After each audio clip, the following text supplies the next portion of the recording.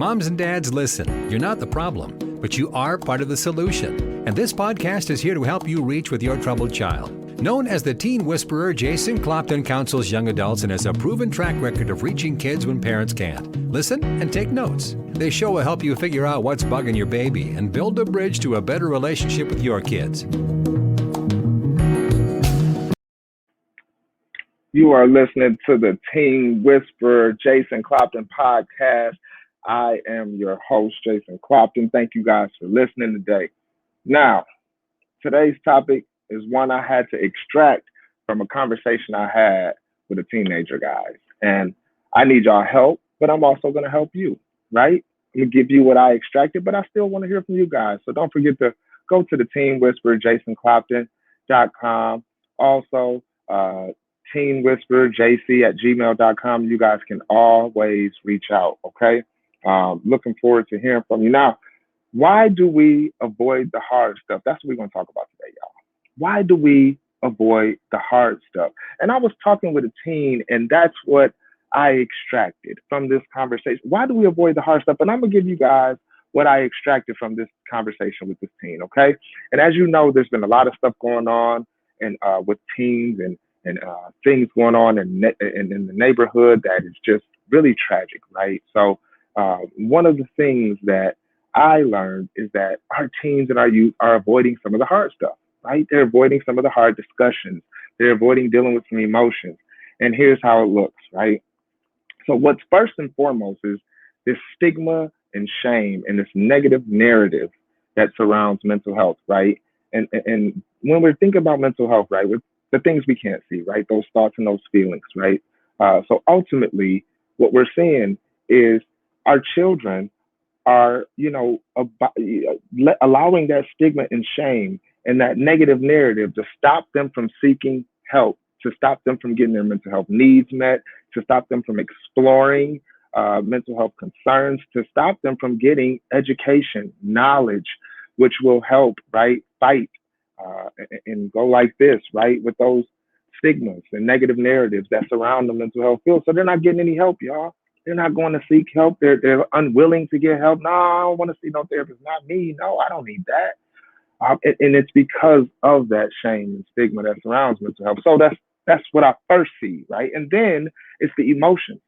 The hard stuff comes with emotions. When you're having a tough discussion, you're typically getting in touch with and tapping into some emotions that come out, right? And how do we manage the emotions that come out when we're dealing with the hard stuff?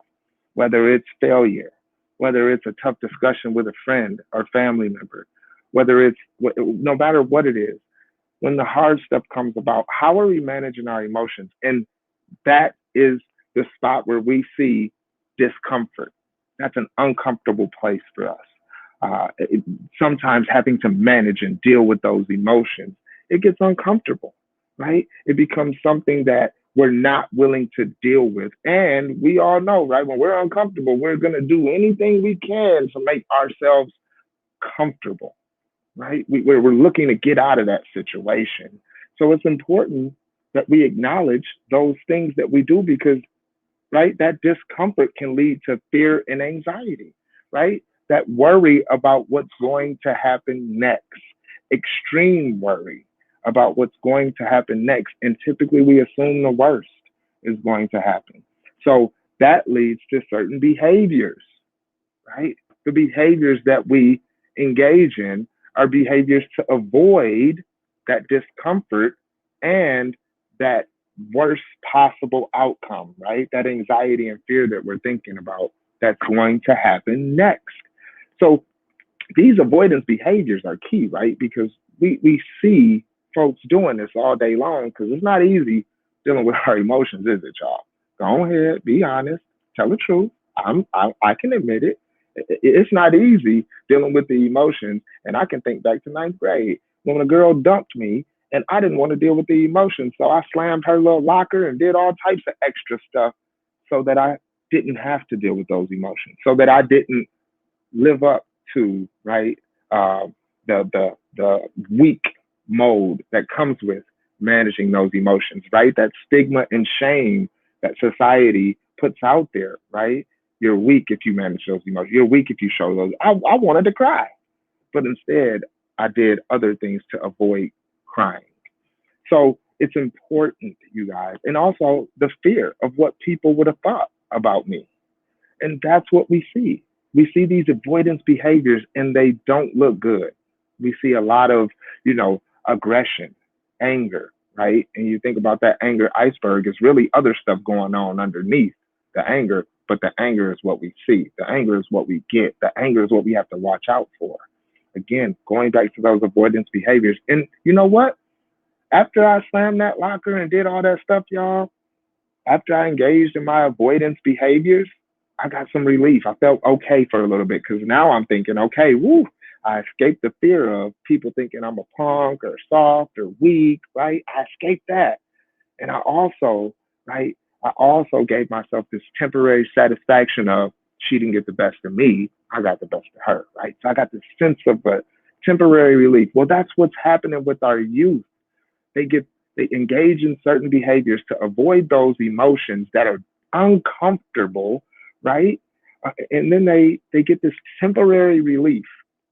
And with that temporary relief, that lets them know, okay, well, I can do that again. I can keep doing those things and I'll get that quick sense of relief, right? But what ends up happening is the next time they're faced with that same thing, that same situation, that same fearful thing, they engage in those behaviors again. And guess what? This time it gets worse. So before it was just talking, right? I did a bunch of yapping. Next time it might be fighting, and let's not even think further beyond that. It's all about that temporary relief. And then we continue engaging in those behaviors to avoid having a conversation with a friend and saying, hey, that hurt my feelings that you didn't show up to my birthday party. Or, hey, that hurt my feelings when you were disrespectful to a friend of mine that passed away. Or, hey, I didn't like it when we don't have those, and our kids aren't having those conversations. So what we see is a bunch of, emotions just building and building and building, and then boom.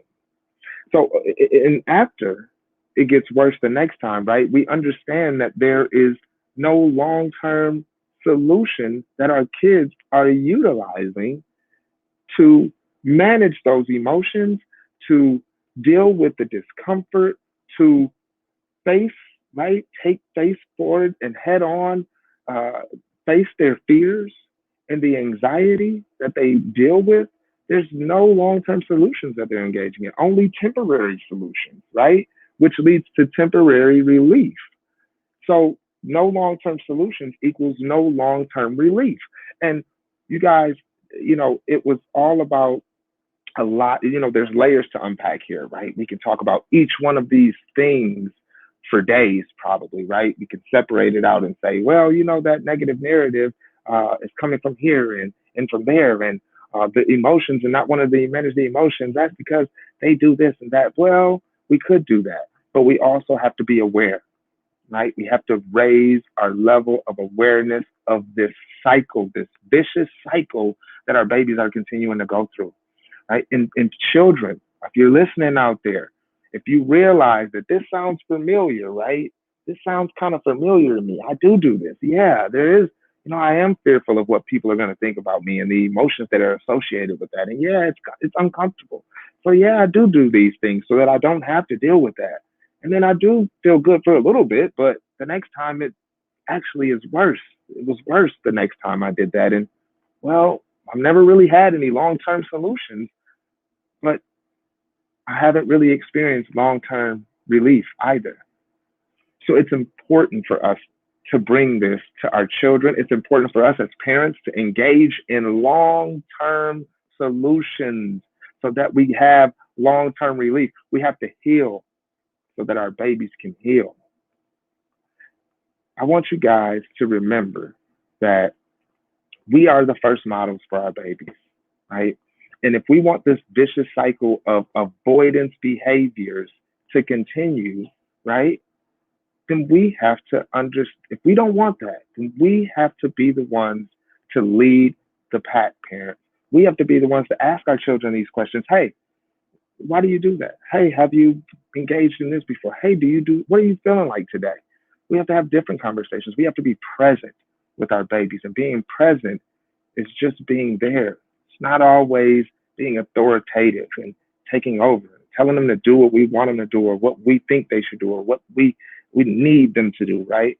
Sometimes it's just about listening and understanding because I know that they're experiencing things that we just don't know about. Parents, don't forget, you are not the problem, but you are a part of the solution. Thanks for listening.